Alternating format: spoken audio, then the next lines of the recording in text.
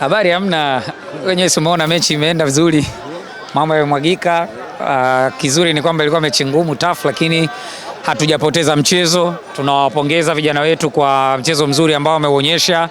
Of course kulikuwa na mambo mengi sana ambayo yamejitokeza kwenye mechi ya leo, hasa wachezaji wetu nyota ambao mwalimu alifanya mabadiliko ambayo mashabiki hawakutegemea, na mmemsikia mwalimu mwenyewe nafikiri akisema kwamba baadhi walikuwa na maumivu ambayo ilibidi pengine afanye mabadiliko tangu half time, lakini aliwaacha wapambanie bendera ya timu na tumerejea hapo. Kwa hiyo alama moja ya leo ina maana kubwa sana kwetu kama club, kwanza kwa sababu inaendeleza streak yetu ya kutokupoteza mechi kwenye mechi zote ambazo tumecheza, leo ukiwa ni mchezo wa 17.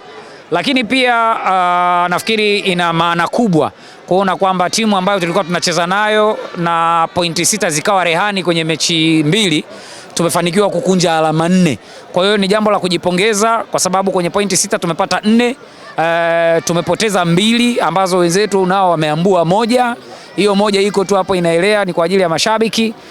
Ni kitu kizuri na ni kitu cha kujivunia. So kutoka hapa tunajiandaa na ratiba ya mchezo unaofuata dhidi ya Mbeya City, kwa sababu kama mnavyojua tuna mechi na Mbeya City raundi hii, alafu tuna mechi ya Fountain Gate ya FA. Baada ya hapo tuna mechi nyingine ya ligi kuu ambayo tutacheza hapa. So tunatarajia kuondoka Dar es Salaam tarehe 7 tayari kwa ajili ya kwenda Manyara kwa ajili ya kukabili Mbeya City, mchezo ambao pengine tunategemea pia na wenyewe utakuwa mgumu, kwa sababu kuna baadhi ya wachezaji tuko nao kwenye club wana maumivu, na ukiwa na maumivu hauko comfortable. Usipokuwa comfortable maana yake hautakuwa na mchezo mzuri hivyo kama ambavyo wewe mwenyewe upo. So we pray kwamba tutakuwa sawa na inshallah tutatanguliwa na Mwenyezi Mungu. Shukrani sana. Amen.